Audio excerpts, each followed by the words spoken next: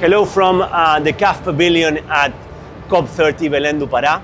We are really pleased to have Amit Prothi, Director General for the Coalition of Disaster Risk, this Resilience Infrastructure, CDRI, a very important partnership for CAF.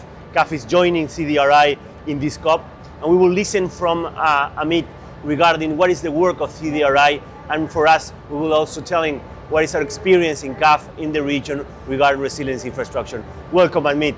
The floor is yours. Thank you so much, Ignacio. I think, first of all, I'm so glad that CAF has decided to join the coalition.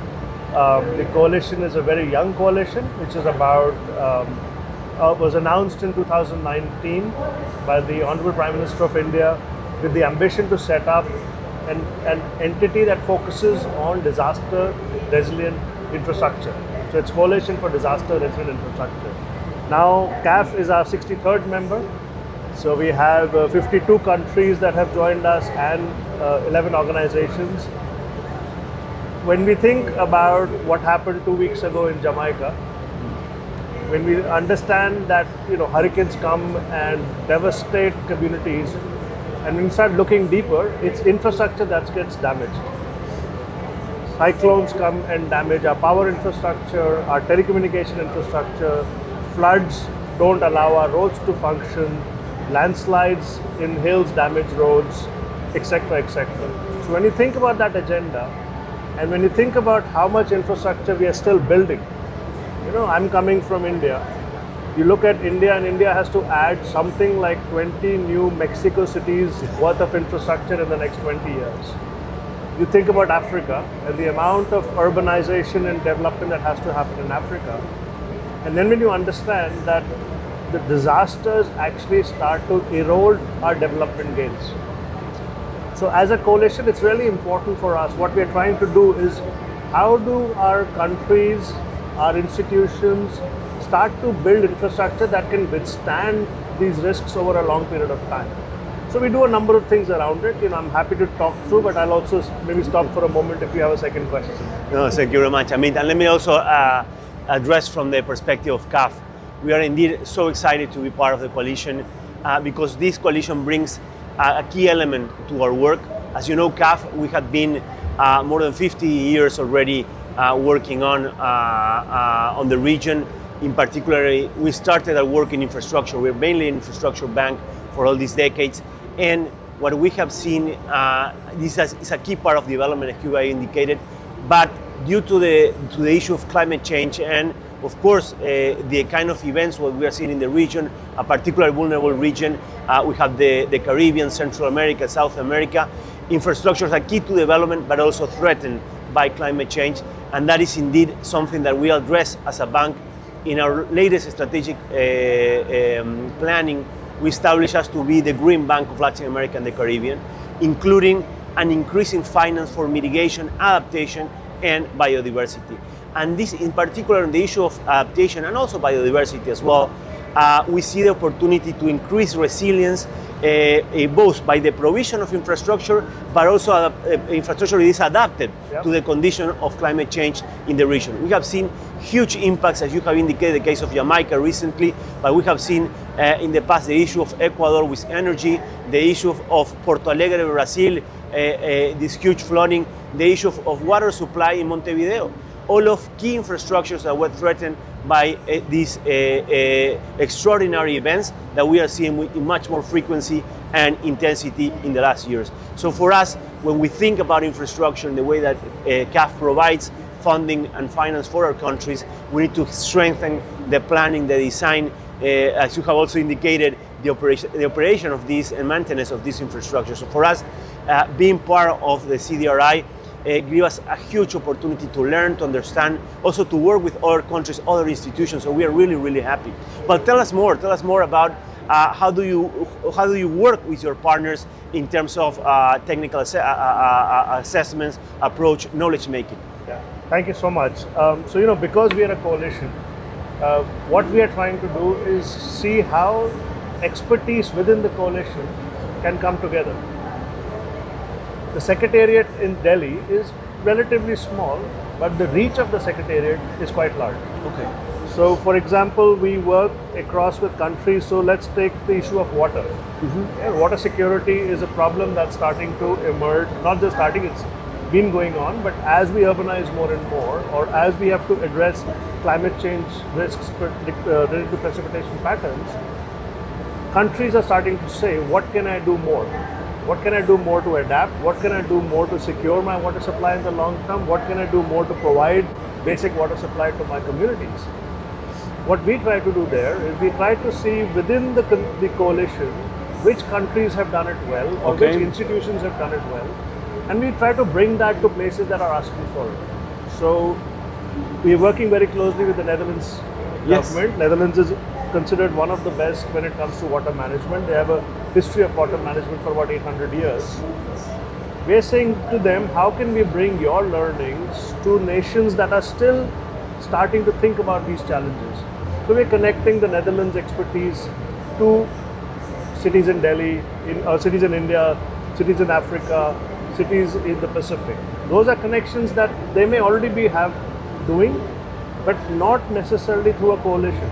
Okay. So we're a multi, because we are a coalition, it's the Netherlands expertise combined with the Japanese expertise, combined with the Australian expertise. So take another example of earthquakes. Okay. Now, Chile has a lot of experience in earthquake resilience. This region has the Andes. You've got a lot of earthquakes in high mountain geographies that you've been addressing for a long time. There are parts of the world where it's new to them. Of course. Nepal, Bhutan, India, the Himalayan belt. There's a lot of urbanization happening there. So how can we bring experiences from Chile and Ecuador and Japan to those places? So for CDRI, we are trying to work on three aspects. One, how do we pull together the knowledge and make it easily accessible to the places that need it? So a lot of capacity, case studies, knowledge gathering, publications to start to pull information in a way that is practical for people who need to apply it. Second is we need to advocate for this agenda.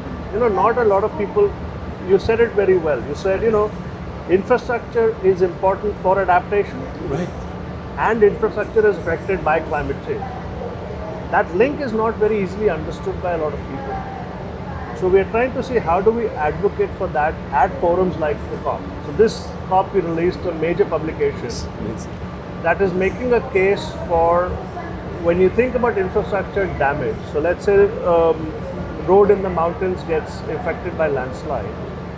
The damage may be $10, if I use that as a unit. We're finding the economic impact of that disaster, when you start aggregating at a national level, it can be up to 10 times economic impact on a country's GDP. That kind of analysis has not really been done. It's the first time we're translating damage to infrastructure to an economic impact on a country.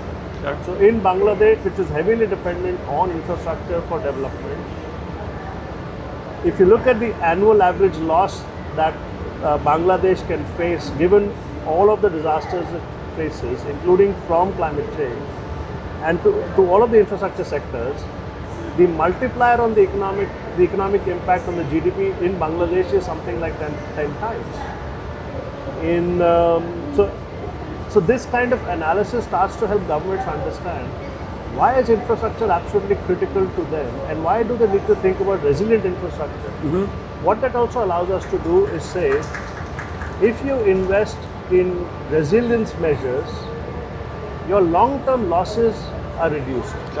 And how do you understand the amount of long-term impact that's reduced? How do you monetize that, right? So it starts to give us, so we're trying to build a whole knowledge database that becomes an advocacy piece on the importance of infrastructure for disaster risk reduction and adaptation. So that's the second aspect. The third one that we are very happy to work with institutions like yours is we do technical assistance grants.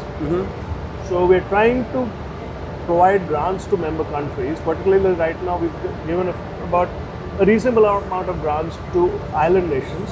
Okay. To come up with projects that can then be supported by lending from lending institutions. Right. right? So that's where the partnership becomes very critical. Grants that can leverage expertise to come up with a good project and then leverage funding, right? So these are the three aspects that are important for us. Like I said, we're still a very new institution. So part of the opportunity for members is also to shape what the institution is doing in the direction they want to take it. No, Amit, thank you so much for all the presentation and how the CIDRI works. For us, again, we are really glad to join in the coalition. Again, for Latin America and the Caribbean, this is a key element for our development, for our adaptation, and to deal with these increasing events that we're seeing in the region. And indeed, we are happy that we can learn from other countries, from other institutions, but we're also glad that we can also provide for our experience as well in that context. And I believe it's an amazing work that it has been done regarding these exchanges of knowledge. And as you say, there are countries that are more advanced in certain parts of knowledge and others in others, and that can somehow build a huge amount of knowledge. And in particular, what you say, how can this demonstrate that you can actually have savings in better investments towards these less impacts in the future. So Amit, thank you so much for being at CAF Pavilion. Also, again, we're really glad to join in the coalition. And again, we will be working together in the next years to increase the resilience of the region, increase the resilience of also other regions with our experience. Thank you so much, Amit. Thank you so much, Ignacio. It's my pleasure to be here. Thank you. Thank you so much. Thank you so much. Here from COP30 Belém do Pará.